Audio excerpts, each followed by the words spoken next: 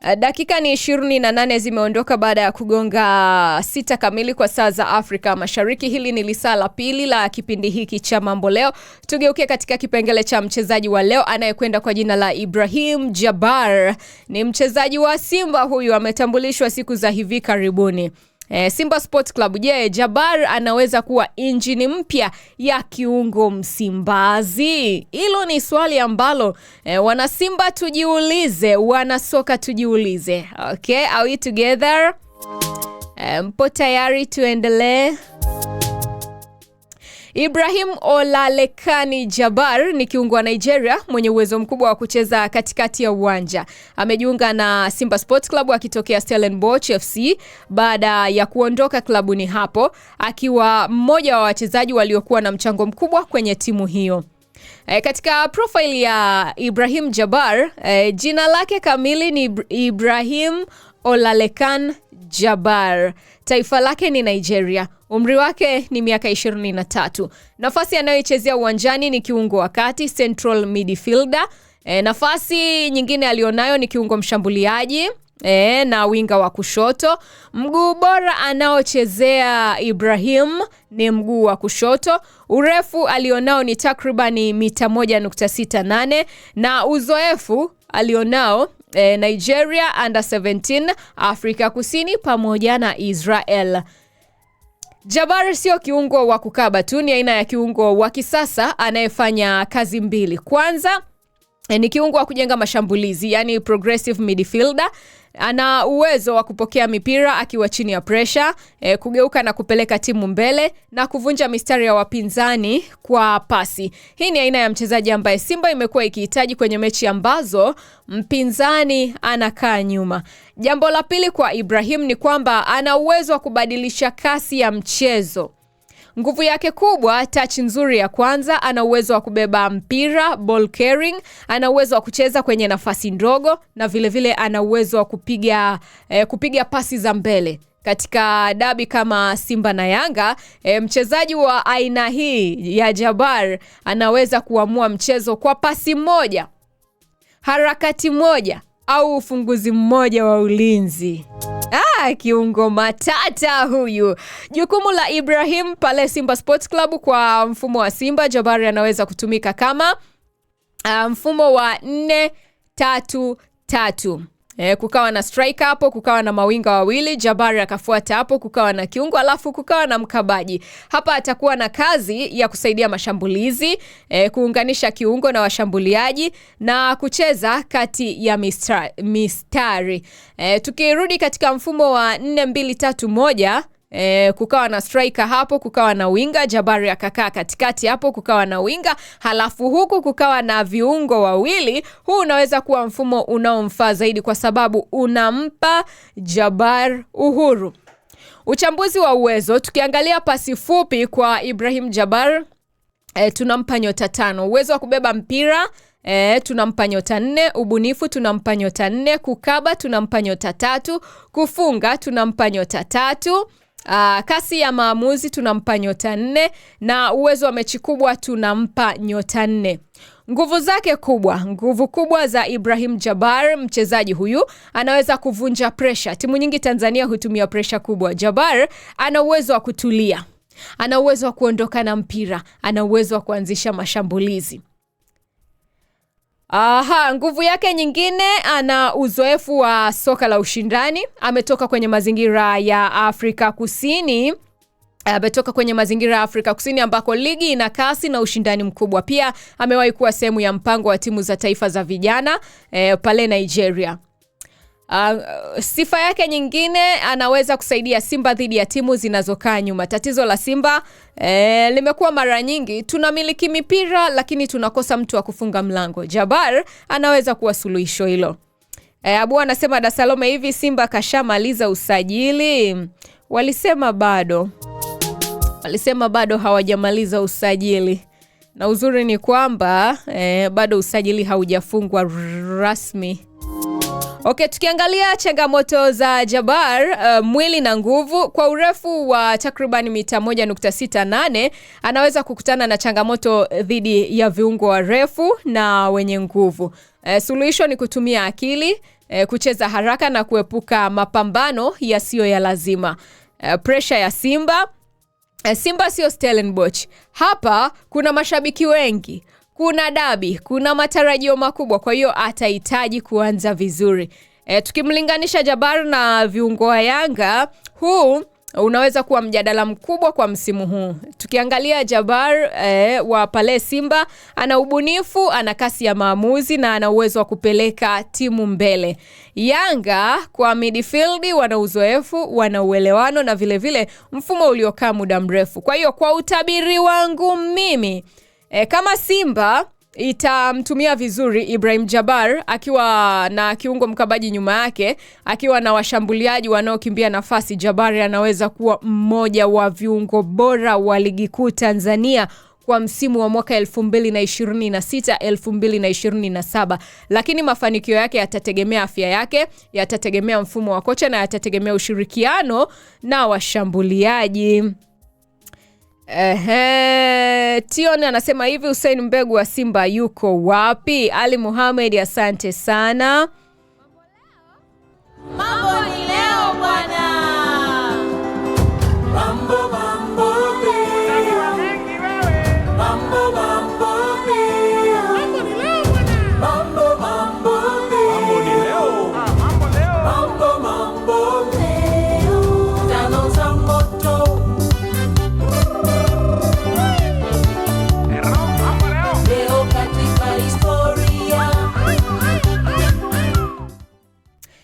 Okay, huyu ni Ibrahim Jabbar. Kwa hiyo katika mjadala wa leo, swali ambalo unaweza ukajiuliza ni kwamba je, Ibrahim Jabbar ndiye kipande kilichokuwa kinakosekana Simba ili kushindania tena nafasi ya ubingwa dhidi ya Yanga?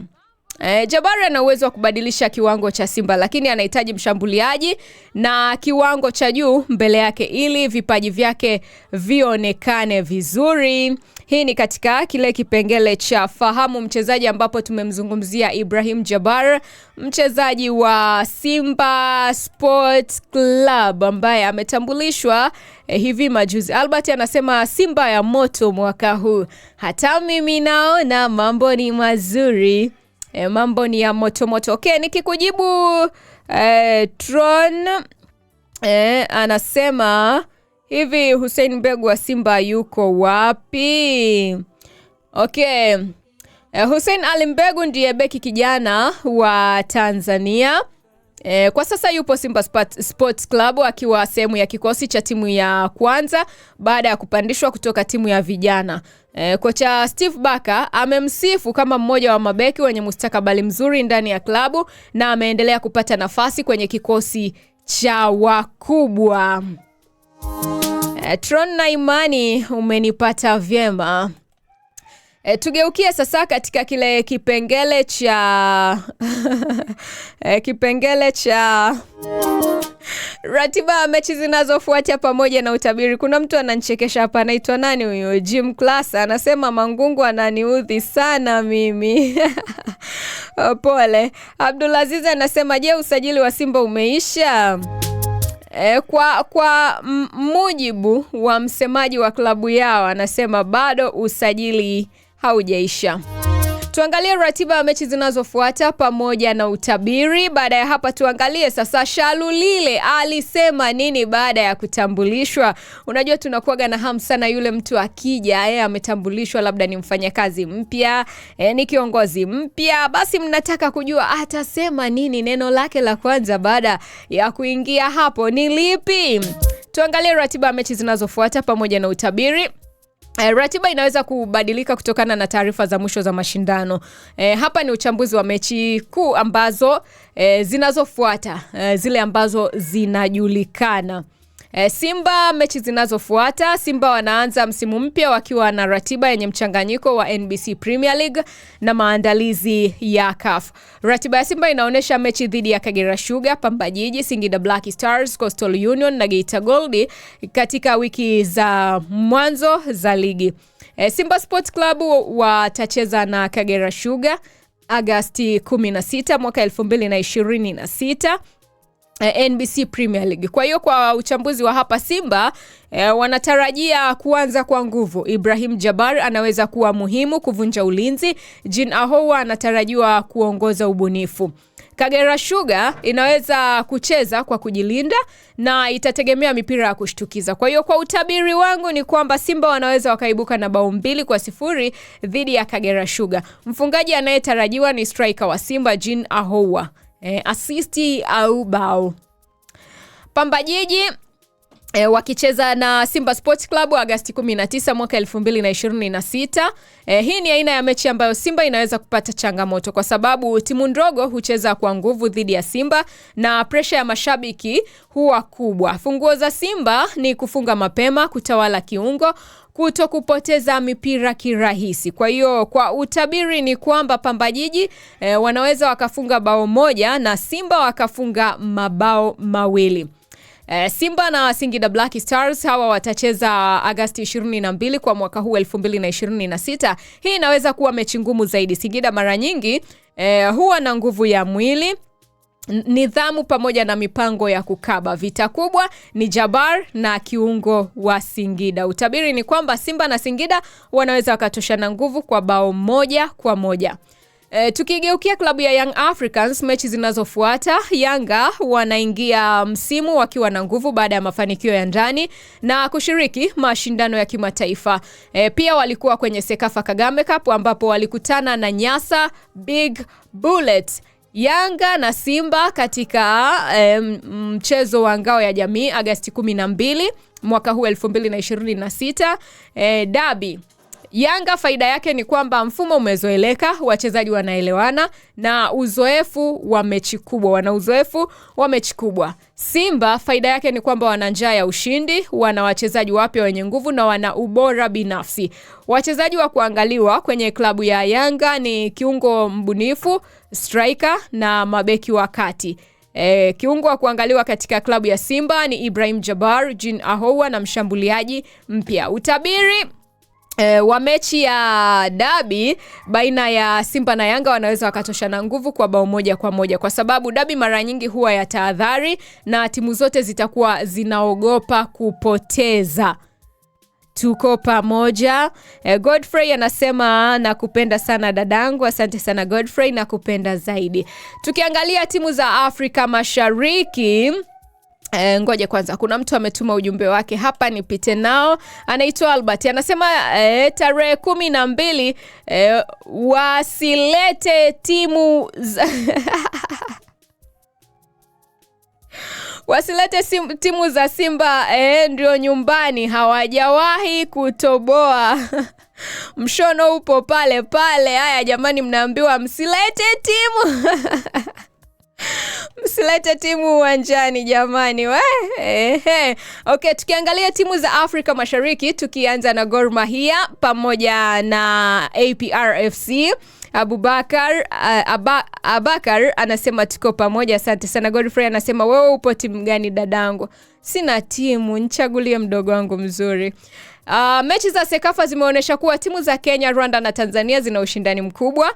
Gor Mahia imekuwa moja ya timu zinazotajwa kuwa na nguvu Afrika Mashariki. Kwa hiyo kwa utabiri wangu, Gor Mahia wakicheza na APR, Gor Mahia wana uwezo wa kufunga bao 2-1 dhidi ya APR. Nicholas anasema mimi nakupenda zaidi. Abubakari anasema Yanga bingwa. Asante sana. Tukigeukia pale Ulaya, mechi za kuangalia, Real Madrid tatizo kubwa walilonalo ni ulinzi, bado hujafika kiwango cha ushambuliaji na nguvu walizonazo Real Madrid wanamtegemea Mbappe, Vinicius pamoja na Endrick. Utabiri wa mwanzo wa msimu, Madrid wana mabao mengi lakini inaweza kuruhusu mabao. Tukigeukia Arsenal na Manchester City, mechi kubwa ya mwanzo kwa Arsenal. Nguvu walizonazo ni mfumo wa Arteta, pressing pamoja na ulinzi. Changamoto ni kwamba changamoto ni kufunga mabao mengi. Tukigeukia Man City, nguvu ni umiliki wa mpira, Haaland pamoja na uzoefu. Changamoto ni mabadiliko ya kizazi. Utabiri, Arsenal wana uwezo wa kuibuka na bao 1-2 dhidi ya Man City. Mfungaji akawa ni Haaland. Okay. Tukigeukia klabu ya Barcelona, tatizo ni kutegemea sana vijana. Nguvu alizonazo ni Lamine Yamal, Pedri na mfumo wa kumiliki mpira. Na utabiri hapa, Barcelona inaweza kuanza vizuri, lakini itahitaji uzoefu kwenye mechi kubwa. Mechi 5 za kuangalia zaidi ni mechi ya Simba na Yanga. Kiwango cha pressure ni nyota 5 hivi za moto. Arsenal na Man City, hii nayo ni mechi ya kuangaliwa zaidi. Simba na Singida, Real Madrid mechi ya kwanza ya ligi, pamoja na Gor Mahia pamoja na APR. Utabiri wa wiki zijazo, kwa klabu ya Yanga ina nafasi kubwa ya kuanza vizuri kutokana na muunganiko. Simba inaweza kuwa hatari zaidi baada ya mechi 5 hadi 8 za kujenga timu, na Azam inaweza kuwa mshindani wa kimya. Mechi ambazo nitazichambua kwa undani siku zijazo ni Yanga pamoja na Simba, dabi hiyo. Simba ya Ibrahim Jabir pamoja na mfumo mpya na nguvu ya kiungo. Na mechi ya Arsenal na Man City, vita ya Guardiola na Arteta. Yes, hizi ni mechi ambazo nitazichambua hapo baadaye, siku za usoni. Hii ni katika kile kipengele cha mechi zinazofuata pamoja na utabiri.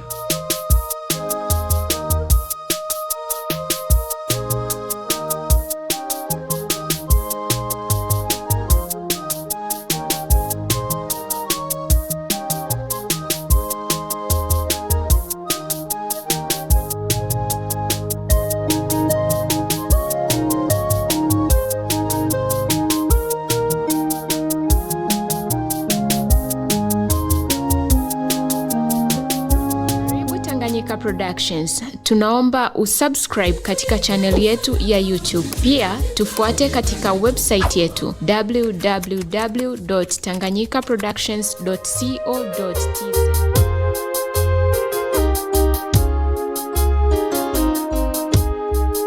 Yes, tuangalie sasa, tuangalie kile alichokizungumza Peter Shalulile baada ya kutambulishwa rasmi na klabu ya Yanga.